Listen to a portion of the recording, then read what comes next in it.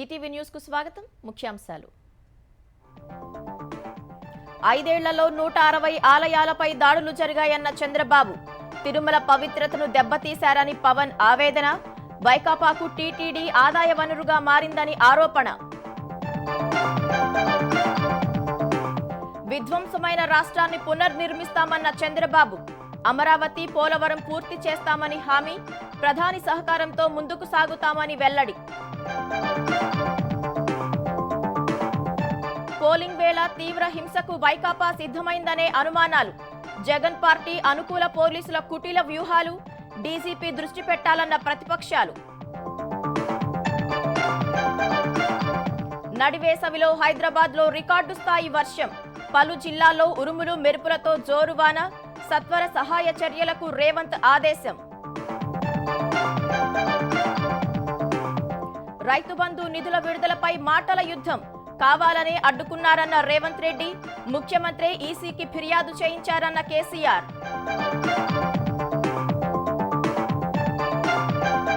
మేడిగడ్డలో దెబ్బతిన్న 2 గేట్లను పూర్తిగా తొలగించాలన్న ఎన్డీఎస్ఏ.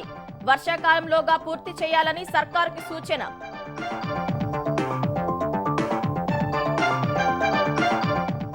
నేడు తెలుగు రాష్ట్రాల్లో ప్రధాని మోదీ పర్యటన. కరీంనగర్, వరంగల్లో భారీ బహిరంగ సభలు. విజయవాడలో రోడ్ షో. కాంగ్రెస్ అధికారంలోకి వస్తే అయోధ్య తీర్పు మారుస్తారన్న మోదీ. షాబానో కేసులో అలాగే చేశారని హెచ్చరించిన ప్రధాని.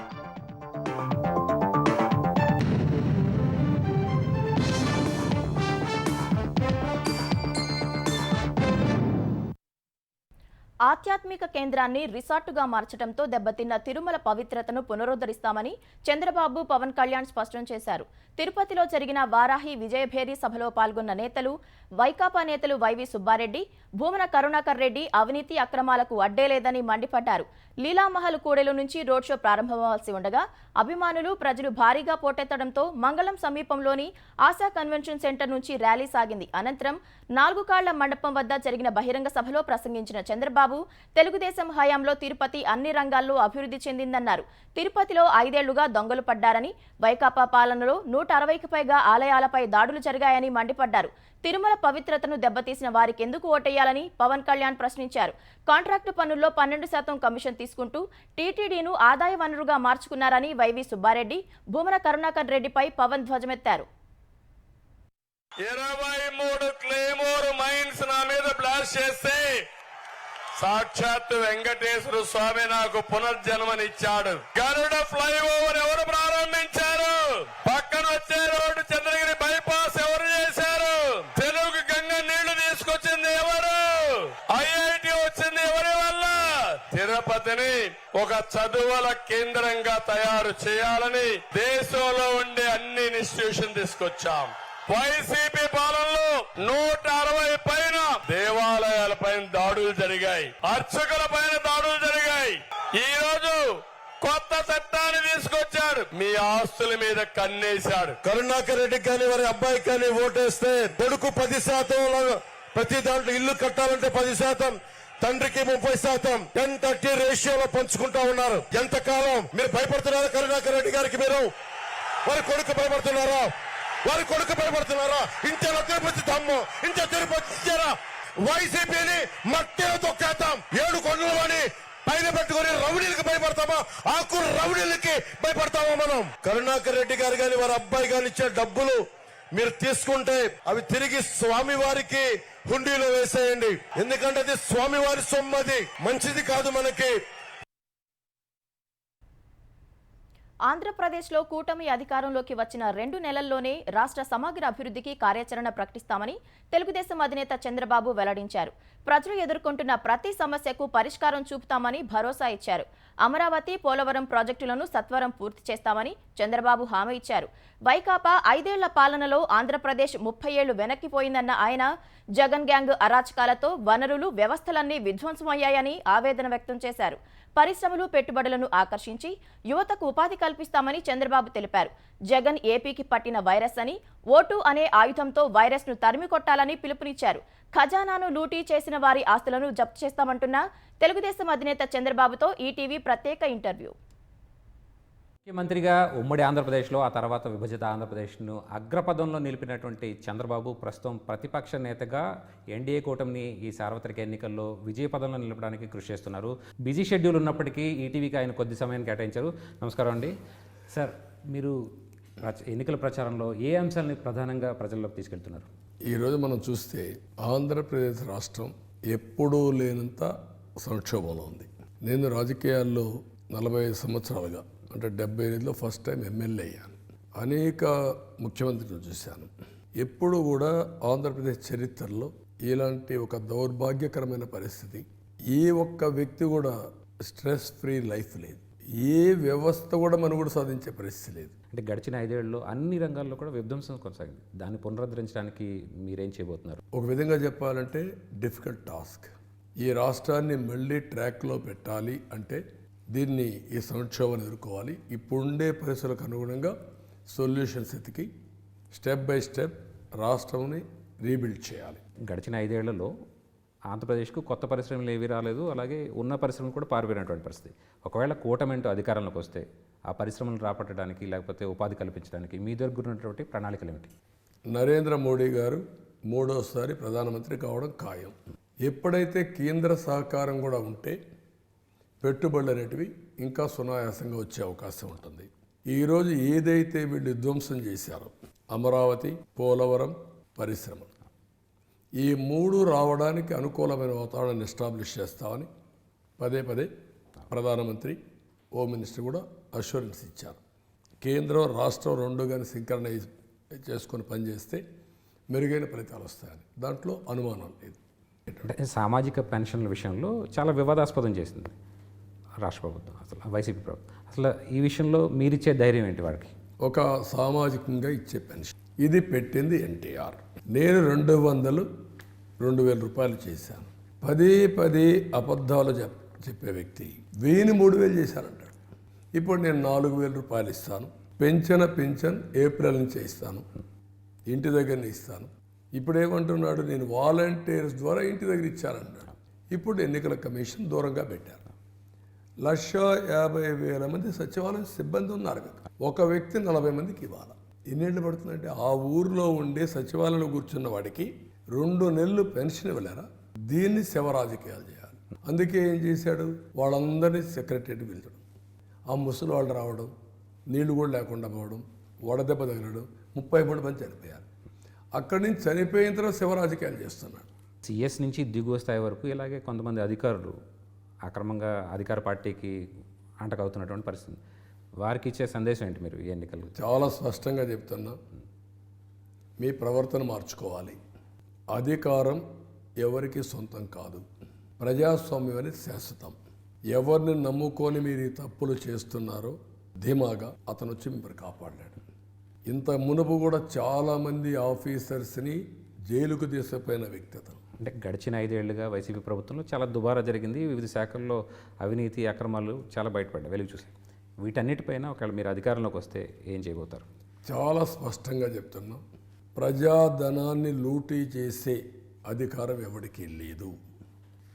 మీరు అవినీతిలో సంపాదించిన డబ్బులన్నీ ప్రజా సంక్షేమం కోసం రికవర్ చేసి పేద ప్రజలకు పంచే బాధ్యత మాది. స్వయంగా జగన్ కుటుంబ సభ్యులు కూడా మాట్లాడుతున్నటువంటి పరిస్థితి. జగన్ కుటుంబ సభ్యులు మాట్లాడుతున్నారు, ముద్రగడ పద్మనాభం కూతురు మాట్లాడుతూ ఉంది, ఈవెన్ ఆ ముత్యాల నాయుడు ఫ్యామిలీ మాట్లాడుతున్నారు, ఆ టెక్కల ఎమ్మెల్యే భార్య మాట్లాడుతుంది. ఏంటి ఈ విపరీతం? ఎప్పుడన్నా చూసారు? ఉంటాయి కొన్ని ఆలోచన విధానంలో డిఫరెన్సెస్ ఉంటాయి, డిఫరెంట్ పొలిటికల్ పార్టీస్లో పోటీ చేస్తారు, కానీ ఇది అది కాదు. ఇవన్నీ కూడా వ్యక్తిగత ద్వేషాలు. ఒక్కొక్కరు ఎట్లా తయారైపోయారంటే కుటుంబ సభ్యులను కూడా ఎక్కడికక్కడ వేధించే పరిస్థితికి వచ్చేసారు. అంటే ల్యాండ్ టైటిలింగ్ యాక్ట్ విషయంలో జగన్ ప్రభుత్వం తీసుకొచ్చినటువంటి చట్టం లోపభూయిష్టం అన్నది అన్ని చోట్ల వినబడుతున్నటువంటి వాదన. సో ఈ విషయంలో మీరు ఏం చేస్తారు? అంటే మీకు ఒకటి, మీరు ఎవడైనా సరే కామన్ సెన్స్ ఉండే బుద్ధి జ్ఞానం ఉండేవాడు ఎవడైనా, నేను 14 సంవత్సరాలు ముఖ్యమంత్రి అండి, మళ్ళీ ముఖ్యమంత్రి కావాలని ముందుకు పోతాను, నాకు 100% అవుతాం. నేను నా పట్టాదారు పాస్ పుస్తకాన్ని జగన్ ఫోటో పెట్టుకోవాలండి. నా పట్టాదారు పాస్ పుస్తకం, నేను సంపాదించుకున్న భూమి, నా పూర్వీకులు ఇచ్చిన భూమి నీ ఫోటో పెట్టుకోవడం ఏంటి? నేను గౌరవించేది రాజ్యాంగాన్ని గౌరవిస్తాను, రాజముద్రని గౌరవిస్తాను, తాత్కాలికంగా వచ్చిన వ్యక్తులు కాదు. ఎన్ని కుట్రలు ఉన్నప్పుడు ఎవరి భూమి వారిది కాదు. మీరు జాగ్రత్తగా ఉండండి. ఈరోజు మేము మెడకు ఉరితాడేసి జగన్మోహన్ రెడ్డి రిమోట్ కంట్రోల్లో పట్టుకున్నాడు. రేపు ఇది జరిగితే మాత్రం మీరు ప్రమాదంలో ఇంక మీ ఆస్తి వదులుకోవాల్సిందే. వాళ్ళకి ఇష్టం ఉంటే, వాళ్ళ దయాదర్శనం ఉంటే మీరు వ్యవసాయం చేసుకుంటారు, లేకుంటే మీరు చేసుకోలేరు. అంటే ఎన్నికల్లో అధికారులను మార్చేస్తున్నారు, గెలవలేని పరిస్థితులు కల్పిస్తున్నారు అని చెప్పి జగన్ ఆరోపణ చేస్తున్నారు. దీన్ని ఎట్లా చూడాలి? మొన్నటికి ఏమన్నాడు? నా ఎంట్రీకి పీక్కోలేరు అన్నాడా లేదా? నీ వల్ల ఏమవుతుంది అన్నాడా లేదా? పంచాయతీ ఎన్నికల్ని, మున్సిపల్ ఎన్నికల్ని రిపీట్ చేయాలనుకుంటున్నాడు. నీ అరాచకాలకు అడ్డుకట్టేశారని పడుతుందనే భయంతో నువ్వు ఏమనుకున్నావు? ఆఫీసర్లందరినీ బెదిరించావు, ఉద్యోగస్తులందరినీ బెదిరించావు. నిన్న బాహాటంగా వచ్చారు. మామూలు ఓటింగ్ కాదు ఇది. పోస్టల్ బ్యాలెట్కి ఎంత రష్ ఉంటుంది, ఎంత పట్టుదల ఉంటుంది అని ఎప్పుడు ఊహించలేదు. ఆ పరిస్థితికి వచ్చారు. నేను వాళ్ళకు కూడా అప్పీల్ చేస్తున్నా, మీరు రావడమే కాదు, మళ్ళా ఇలాంటి దుర్మార్గుడు వస్తే మిమ్మల్ని బతకనేడు. కాబట్టి ఓపెన్గా రండి, మీరు మీ కుటుంబం రండి, వాళ్ళకు కూడా చెప్పండి, వాళ్ళే కాకుండా ప్రజల్లో కూడా తీసుకెళ్ళండి. అందరం కలిసి రాష్ట్రాన్ని కాపాడు. ధన్యవాదాలు సార్. తెలంగాణకు కేంద్రం ఏమిచ్చిందో సమాధానం చెప్పాకే ప్రధాని మోదీ ఓరుగల్లు గడ్డపై అడుగు పెట్టాలని ముఖ్యమంత్రి రేవంత్ రెడ్డి వ్యాఖ్యానించారు. విభజన చట్టంలోని హామీలు నెరవేర్చని మోదీకి ప్రజలెందుకు ఓట్లేయాలని రేవంత్ ప్రశ్నించారు. వరంగల్లో జరిగిన కార్నర్ మీటింగ్లో భాజపా భారాస లక్ష్యంగా సీఎం విమర్శలు గుప్పించారు. అసెంబ్లీకి వచ్చి పాలనాపరమైన సూచనలు ఇవ్వకుండా కేసీఆర్ చరిత్రహీనుడిగా మారిపోతున్నారని రేవంత్ ఆక్షేపించారు. కుమార్తె బెయిల్ కోసం కేసీఆర్ వరంగల్ సీటును తాకట్టు పెట్టారన్నారు. తెలంగాణ వర్సెస్ గుజరాత్ యుద్ధం జరుగుతోందన్న ఆయన గుజరాత్ జట్టును ఓడించి డకౌట్ చేయాలని పిలుపునిచ్చారు. రైతు భరోసా నిధులను అడ్డుకోవడానికి భాజపా భారాస ఈసీకి ఫిర్యాదు చేశాయని రేవంత్ ఆరోపించారు. ఇవాళ నీకు నచ్చకపోవచ్చు, నువ్వు మెచ్చకపోవచ్చు నన్ను, కానీ ప్రభుత్వంలో ప్రజలకు చేసే పనులు నీకు కనిపిస్తలేవా? నీకు బుద్ధుండి జ్ఞానం ఉంటే అసెంబ్లీకి వచ్చి ప్రతిపక్ష నాయకుడిగా సూచనలు చేసేది ఉండే. రైతులను ఎట్లా ఆదుకోవాలి, రైతులకు ఎట్లా గిట్టుబాటు ధర ఇవ్వాలి, నిరుద్యోగ యువకులకు ఉద్యోగాలు ఎట్లా ఇవ్వాలి, ఈ రాష్ట్రాన్ని ఎట్లా అభివృద్ధి పదం వైపు నడిపించాలి, ఈ రాష్ట్రంలో పాలమూరు రంగారెడ్డి ఎత్తిపోతలు ఎట్లా పూర్తి చేయాలి, దేవాదుల ద్వారా ఇక్కడ నీళ్ళు ఎట్లా ఇవ్వాలి, ఇవన్నీ నువ్వు సలహాలు ఇచ్చేది ఉండే. ప్రధానమంత్రి మిత్రలో టెక్స్టైల్ పార్కు ఉన్నా కేంద్రం నుంచి నిధులు రాలే. బయ్యారం ఉక్కు కర్మాగారం, Kazipet railway coach factory Narendra Modi ఇవాళ అన్యాయం చేసిండు. సీఎం రేవంత్ రెడ్డి కుట్ర చేసి రైతు బంధు రాకుండా చేశారని మాజీ ముఖ్యమంత్రి భారత అధ్యక్షుడు కేసీఆర్ ఆరోపించారు. కామారెడ్డి, మెదక్లో కేసీఆర్ రోడ్ షోలు నిర్వహించారు. ప్రధాని నరేంద్ర మోదీ గత ఎన్నికల్లో 150 హామీలిచ్చి ఒక్కటీ నెరవేర్చలేదన్న కేసీఆర్ అమలు కాని హామీలు ఇచ్చి ప్రజలను రేవంత్ రెడ్డి మోసం చేశారని ఆరోపించారు. లోక్సభ ఎన్నికల్లో భాజపాకు 200 సీట్లు కూడా రావని, ఇటు కాంగ్రెస్ నేతలు అరచేతిలో వైకుంఠం చూపిస్తారని మండిపడ్డారు. ఇక నరేంద్ర మోడీ బీజేపీ ప్రభుత్వం 10 ఏళ్ల కింద అధికారంలోకి వస్తే ఒక 150 హామీలు ఇచ్చినాడు ఆయన. 150 ఒక్కటన్నా అమలు జరిగిందా? సబ్కా సాత్ సబ్కా వికాస్, ఇంటికి 15 లక్షలు ఇస్తామన్నారు, వచ్చే దినన్నారు, వచ్చిందా? రైతుల ఇన్కమ్ డబల్ చేస్తామన్నారు, జరిగిందా? వాళ్ళ యొక్క ఎజెండాలో పేదల బాధలుండయి, పేదల కన్నీళ్లుండయి, పేదల కష్టాలుండయి, ఏది కూడా ఉండదు. మన ముఖ్యమంత్రి రేవంత్ రెడ్డి 2000 రూపాయల పెన్షన్ ఇస్తే మీకు 4000 రూపాయలు ఇస్తామన్నారు. 4000 రూపాయలు వస్తున్నాయా? ఇక్కడ మెదక్లు వచ్చినాయట కదా, ఏం మీరు అబద్ధం చెప్తున్నారు? నిరుద్యోగ భృతి ఇస్తాం, విద్యార్థులకు 5 లక్షల కార్డు ఇస్తాం, చాలా చెప్పినారు, ఏ ఒక్కటి కూడా అమలు కాలే. ఆంధ్రప్రదేశ్లో ఎన్నికల బరికి మరో 4 రోజులే మిగిలింది. ఈ సందర్భంలో అధికార వైకాపా అరాచకాలకు సర్వం సిద్ధం చేసిందనే అనుమానాలు వ్యక్తమవుతున్నాయి. కీలక స్థానాల్లో వైకాపా బంటులైన అధికారులను అడ్డం పెట్టుకుని అనుకూలంగా బందోబస్తు ప్రణాళికలు రూపొందించారని ప్రతిపక్షాలు ఆరోపిస్తున్నాయి. కేవలం డీజీపీ, డీఐజీలు, ఎస్పీలు, డీఎస్పీలను మార్చినంత మాత్రాన సరిపోదని అంటున్నాయి. బందోబస్తు ప్రణాళికను క్షుణ్ణంగా పునఃసమీక్షించాల్సిన అవసరం ఉంది. కొత్త డీజీపీగా బాధ్యతలు చేపట్టిన హరీష్ కుమార్ గుప్తా దీన్ని ప్రాధాన్య అంశంగా తీసుకుని చర్యలు చేపట్టాల్సిన అవసరం ఉంది. ఎన్నికల వేళ అనుకూలమైన అధికారులుంటే వారిని అడ్డం పెట్టుకుని ఏదో రకంగా గెలవచ్చనే దురుద్దేశంతో వైకాపా నాయకులు షెడ్యూల్ రాకమునుపే వారికి కావాల్సిన అధికారులను ఏరి కోరి మరీ తెచ్చిపెట్టుకున్నారు. వైకాపాతో అంటకాగుతూ ఆ పార్టీ నాయకులు చెప్పింది చట్టం అన్నట్లుగా పనిచేసే వారినే డీఎస్పీలు, సిఐలు, ఎస్ఐలుగా నియమించుకున్నారు. వారిని అడ్డం పెట్టుకుని పోలింగ్ రోజున ప్రతిపక్షాలను ఎక్కడికక్కడే కట్టడి చేసే కుట్రలను సిద్ధం చేశారు. స్థానిక సంస్థల ఎన్నికల సమయంలో అమలు చేసిన కుట్రపూరిత చర్యలనే మరింత ఉధృతంగా చేపట్టాలని చూస్తున్నారు. తీవ్ర హింసాత్మక ఘటనలకు పాల్పడి తటస్థులు, ప్రతిపక్ష పార్టీల మద్దతుదారులు, సానుభూతిపరులను ఓటింగ్కు రానివ్వకుండా అడ్డుకోవడానికి పథక రచన చేశారు. ప్రతిపక్షాల తరపున ఏజెంట్లుగా కూర్చునే వారిని బెదిరించటం, వారిపై దాడులు చేయటం, శాంతి భద్రతలకు విఘాతం కలిగే అవకాశముందన్న ముసుగులో విపక్షాల వారిని గృహ నిర్బంధం చేయించడం వంటి దుశ్చర్యలకు తెగబడేందుకు స్కెచ్ వేశారు. ఈ కుట్ర అమలుకు వీలుగా బందోబస్తు ప్రణాళిక రూపొందించారని చెబుతున్నారు. నూతన డీజీపీగా బాధ్యతలు చేపట్టిన హరీష్ కుమార్ గుప్తా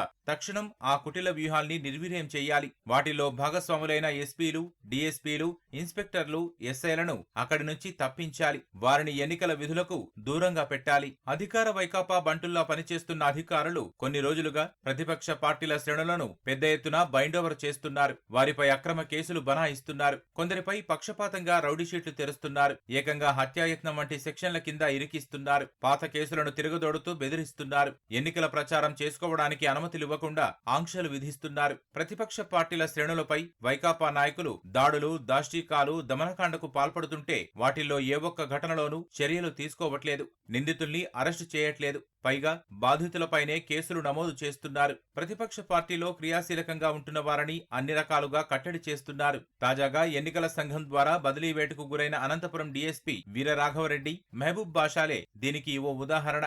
ఇలాంటి అధికారులు తెదేపా సహా ఇతర ప్రతిపక్ష పార్టీల శ్రేణులపై గత నెల రోజుల వ్యవధిలో పెట్టిన బైండోవర్లు, అక్రమ కేసులను నూతన డీజీపీ సమీక్షించాలి. వారిపై తెరిచిన రౌడీ షీట్లను పునః పరిశీలించాలి. కేవలం ప్రతిపక్షాల్ని వేధించటం, క్రియాశీలకంగా పనిచేస్తున్న వారిని కట్టడి చేయడమే లక్ష్యంగా పెట్టిన అక్రమ కేసులను తొలగించాలి. లేకపోతే ఎన్నికల్లో ప్రతిపక్షాలకు సంబంధించిన క్షేత్రస్థాయి బలాలు దెబ్బతింటాయి.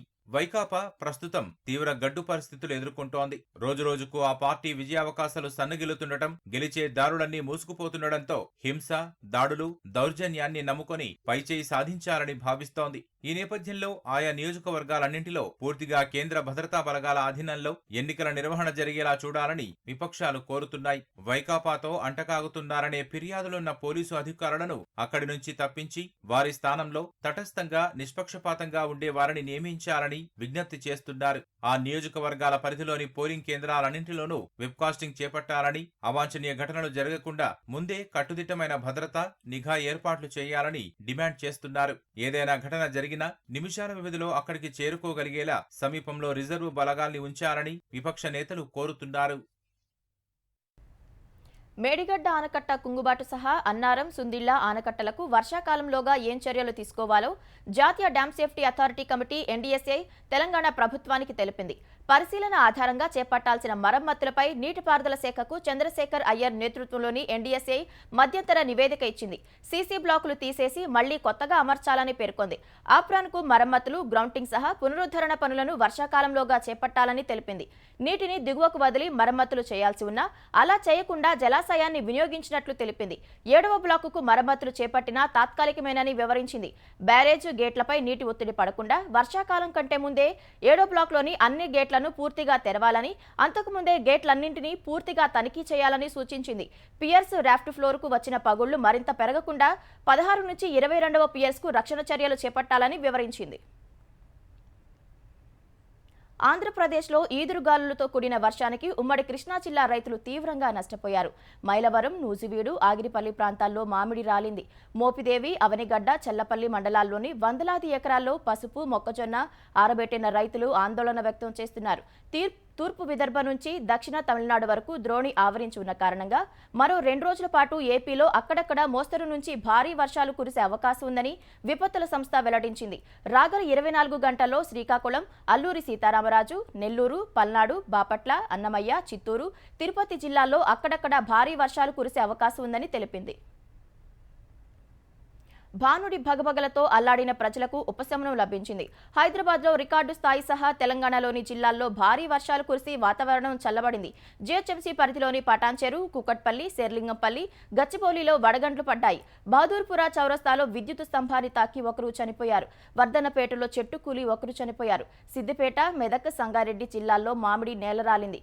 కౌడిపల్లి మండలంలో గోడ కూలి 2 మేస్త్రీలు చనిపోయారు. పెద్దపల్లి జిల్లా సుల్తానాబాద్, చొప్పదండి మార్కెట్లలో భారీగా ధాన్యం ముద్దయింది.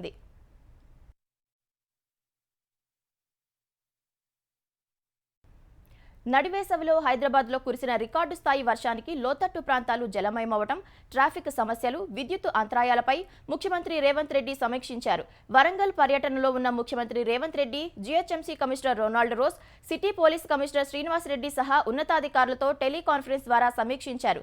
వెంటనే విద్యుత్ సమస్యను పరిష్కరించి సరఫరాను పునరుద్ధరించాలని సీఎం ఆదేశించారు. ప్రజలకు అవసరమైన చేయూత అందించాలని సూచించారు. తక్షణమే సహాయక చర్యలు చేపట్టాలని పార్టీ కార్యకర్తలకు ముఖ్యమంత్రి రేవంత్ రెడ్డి నిర్దేశించారు. ప్రధాని నరేంద్ర మోదీ నేడు తెలుగు రాష్ట్రాల్లో ఎన్నికల ప్రచారం చేయనున్నారు. మంగళవారం రాత్రి హైదరాబాద్కు చేరుకున్న ప్రధాని రాత్రి రాజ్భవన్లో బస చేశారు. 8:30 సమయానికి బేగంపేట విమానాశ్రయానికి బయలుదేరి హెలికాప్టర్లో రాజన్న సిరిసిల్ల జిల్లా వేములవాడకు చేరుకుంటారు. శ్రీ రాజరాజేశ్వర స్వామి ఆలయంలో ప్రత్యేక పూజలు నిర్వహించిన తర్వాత కరీంనగర్లో లోక్సభ అభ్యర్థి బండి సంజయ్కు మద్దతుగా, అనంతరం వరంగల్లో భాజపా లోక్సభ అభ్యర్థి ఆరూరి రమేష్కు మద్దతుగా ప్రచార సభలో మోదీ పాల్గొంటారు. తర్వాత విజయవాడలో కూటమి తరపున రోడ్ షో నిర్వహిస్తారు. తెలుగుదేశం, జనసేన అగ్రనేతలు చంద్రబాబు, పవన్ ఈ కార్యక్రమానికి హాజరవుతారు. బందర్ రోడ్డులోని పీవీపీ మాల్ నుంచి బెంజ్ సర్కిల్ వరకు యాత్ర సాగనుంది. ఎలాంటి ఇబ్బందులు జరగకుండా పోలీసులు ట్రాఫిక్ ను మళ్లించారు. కాంగ్రెస్ అధికారంలోకి వస్తే బుజ్జగింపు రాజకీయాల్లో భాగంగా రామాలయంపై సుప్రీంకోర్టు తీర్పును తిప్పికొడుతుందని ప్రధాని మోదీ వివరించారు. 2019 రామమందిరం కేసులో సుప్రీంకోర్టు తీర్పు తర్వాత రాహుల్ గాంధీ ఈ విషయంపై ఒక సమావేశాన్ని నిర్వహించినట్లు ఇటీవల కాంగ్రెస్ను వీడిన ఒక సీనియర్ నాయకుడు తనతో చెప్పారని వెల్లడించారు. 1985లో భరణం కోరిన షాబానో అనే ముస్లిం మహిళకు సుప్రీం తీర్పు ఇవ్వగా రాజీవ్ గాంధీ ప్రభుత్వం ఒక చట్టం ద్వారా ఆ తీర్పును రద్దు చేసినట్లు తెలిపారు. మహారాష్ట్రలోని బీడ్ జిల్లాలో ఎన్నికల ర్యాలీలో ప్రధాని ప్రసంగించారు. అయోధ్య ఆలయంలో నిర్వహించే ఆచారాలను పనికిరానివని పిలిచి రాముడిని, రామ భక్తులను ఇండీ కూటమి నేతలు అవమానించారని మోదీ వ్యాఖ్యానించారు.